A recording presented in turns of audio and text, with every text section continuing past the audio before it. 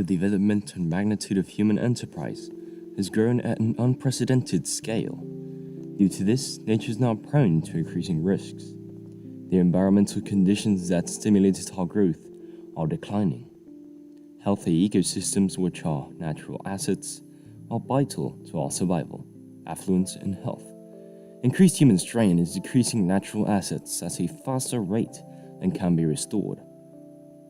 Humans have pushed various subsystems beyond the limit of secure operating space.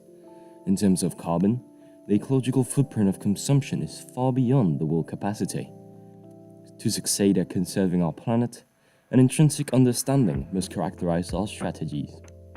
We have only one planet, and its natural assets are limited.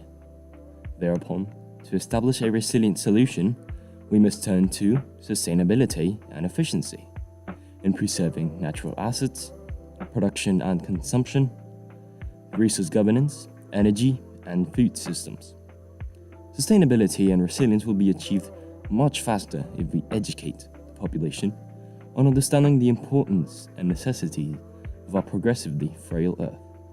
We have only one planet, and it's up to us to conserve it.